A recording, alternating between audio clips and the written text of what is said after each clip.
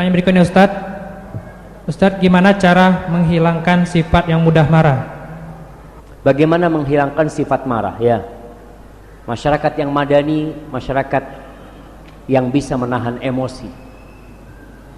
Orang kalau marah, apakah masalahnya jadi selesai?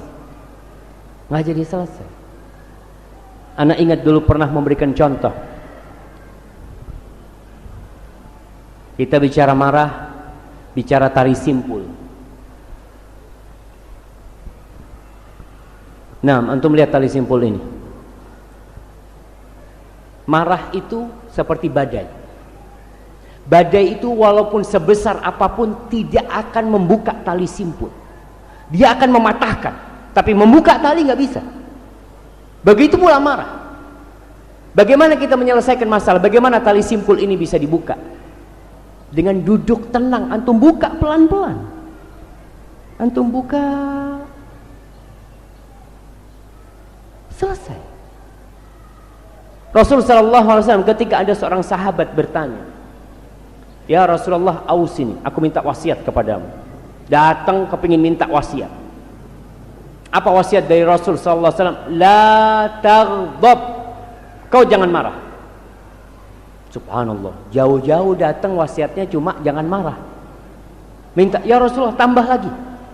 La taghdab, jangan marah. Minta lagi, tetap satu nasihatnya, jangan marah. Kenapa?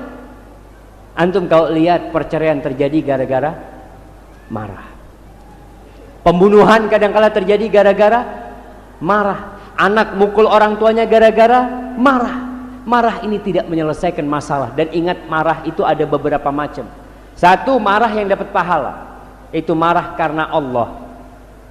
Melihat hal-hal yang dilarang, dilanggar, kita marah karena Allah. Yang kedua, marah karena Allah dan karena diri kita. Contohnya ana dikatakan, oh Ustadz kambing nih. Ana marahnya karena Allah apa karena sunnah Nabi yang dicela? Bisa jadi antara itu.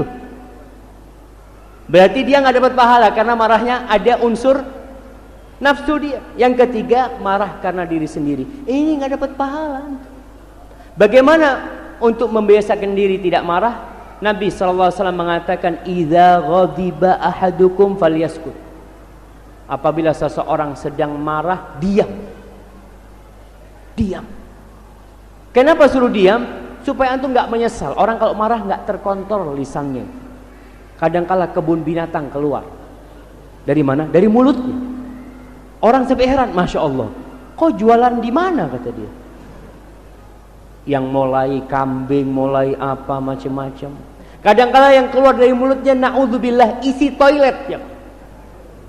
Orang buang, kau keluarkan dari mulutnya. Gara-gara marah dia. Maka Nabi SAW mengatakan, falyaskut, diem. Karena kalau kau mengatakan, istriku kau cerai, jatuh cerai, jangan. Padahal engkau sebenarnya tidak ingin menceraikan. Namun karena marah kau mengatakan itu. Diam. Kemudian mengatakan, a'udzubillahi minasyaitonirrajim. Kita berlindung kepada Allah dari syaitan. Karena syaitan yang membisik-bisikkan, kau kalau nggak marah terlihat rendah engkau. Engkau akan dilecehkan. Akhirnya kita pura-pura marah.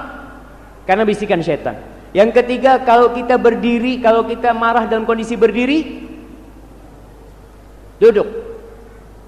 Kalau dalam duduk masih marah, rebahan nanti. Dan ada riwayat mengatakan berwudu. Maka berusaha kita menahan emosi, kemudian mengingat pahala. Aib, ana mau kasih hadiah. Apa pahalanya orang yang menahan emosinya selain surga? Surga jelas. Ada sesuatu yang lebih khusus. Orang yang nggak nahan marah pun insya Allah masuk surga. Tapi ada satu kekhususan buat orang yang menahan amarah.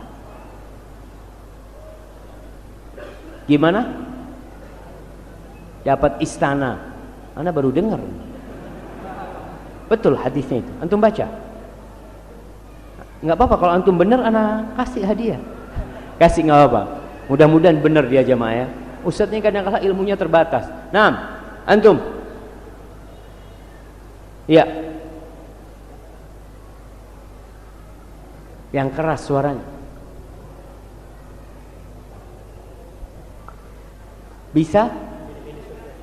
Nah, ini nih jamaah, Masya Allah. Kirim ke belakang sana.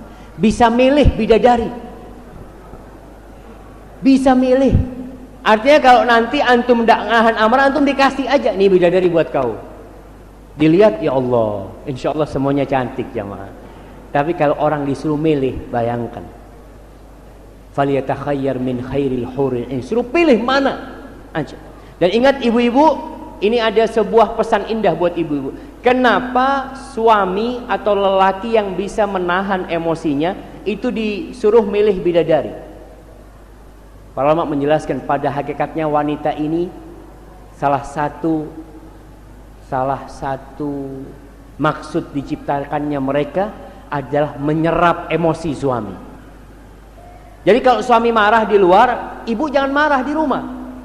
Datang ke rumah, bang, kok ada apa marah-marah di sini? Iya, seharusnya ibu ini menyerap emosi dia di luar. Lagi marah sama anak buahnya, sama siapa. Sampai rumah, bang, sini bang, duduk sini.